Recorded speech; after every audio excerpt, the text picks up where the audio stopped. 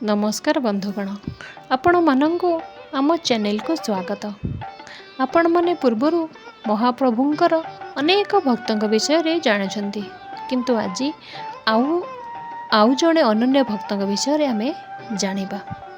मु आज से भक्तों ना कहूना, आपण माने भिडियोटी को देखि सारला पर निश्चय कमेंट रे जणेबे जे से भक्त जनक किए से। चलंतु से भक्तों विषय रे जानिबा। कश्यप ऋषिंकर दुईटी स्त्री थिले, जणे हेले कद्रु आउ जणे हेले बिनता। कद्रुंक ठारू नागमाने एवं बिनतांक ठारू गरुड़ और अरुण जन्म नहीं। थरे कद्रु इंद्रंकर उच्चैश्रव अस्त्र को देखई बिनता को पचारिले जे बिनता कुह तो देखी ये असुर लांजर रंग किपरि। बिनता उत्तर देथिले धला, किंतु कद्रु कहिले नाही, एहार रंग कला। तेणुकरी दुई जनक मध्य बाजी रहिला एवं बाजीर शर्त रहिला मध्य जी ही बाजी रे परास्त हेबो से अन्य जनकर दासी हेबो। नाग माने कौन कले ना, जेहेतु निज माँ बाजी रखिछंती तेणुकरी कद्रु को विजय लाभ करिया को जाई कला नाग माने सही असुर लांजरे गुड़े हेकी लांजर रंग कला करदेले एवं बिनता यही बाजी हारीगले। हारीर शर्त माने बाजीर शर्त दृष्टि बिनता कद्रुंकर दासी होई रहिले एवं बिनतांकर पुत्र गरुड़ स्वर्गरु अमृत आनीदेले माता को दासित्वर मुक्त करें पारिबे बोली नागमाने कहिले। गरुड़ इंद्रंक सहित युद्ध करी अमृत आनिले मध्य सेथिरे टिके भी लोभ रखिले नाही। विष्णु तांको प्रति प्रसन्न होई एक वर जाचिले। गरुड़ कहिले, मु अमृत पान न करे मध्य अमर हेबी एवं मो उपरे आपणकर आस्थान हेबो। विष्णु मध्य यह स्वीकार करिले। तेणु महाप्रभु श्री जगन्नाथंकर ध्वजरे गरुड़ांकर आस्थान रहिला एवं जगन्नाथ गरुड़ ध्वज नाम नामित हेले। एथिरे गरुड़ प्रीत होई विष्णु को एक वर प्रार्थना करिले। विष्णु कहिले, तुमे मोर वाहन हुआ।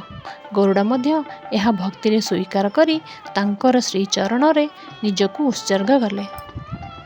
भक्तंकर यही वरदान अनुसार श्री जगन्नाथंकर नाम गरुड़ वाहन हैला।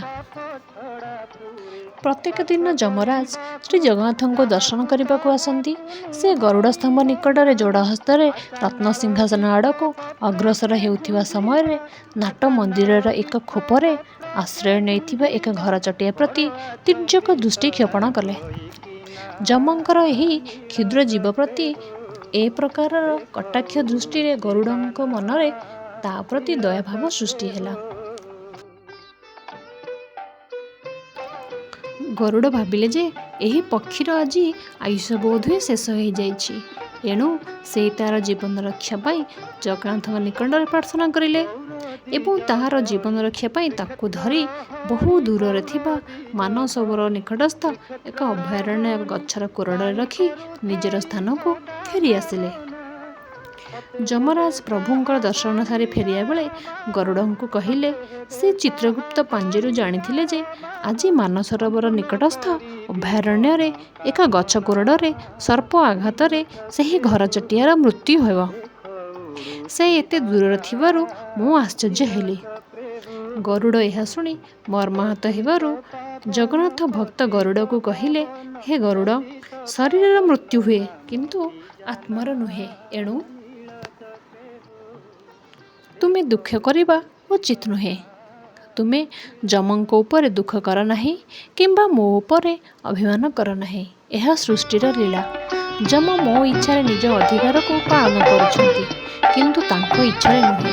यह शुणी गरुड़ संतोष लाभ कले। श्रीमंदिर रे भक्त गरुड़ जगन्नाथ सम्मुख विद्यमान होई तांका भक्तिर स्मारक होई रहिछंती। अगणित भक्त गरुड़ पछरे थाई जगन्नाथ दर्शन करी भक्ति स्तुति पाठ करती। हे भक्त प्रवर गरुड़, तुमे जेपरि जगन्नाथ समक्ष जुक्त कर और नतशिर होई रहिछ, तुम प्रसादरू आमे समस्ते सेहिपरि जगन्नाथ महाप्रभुंक निकटरे जुक्त कर और नतशिर हेउ।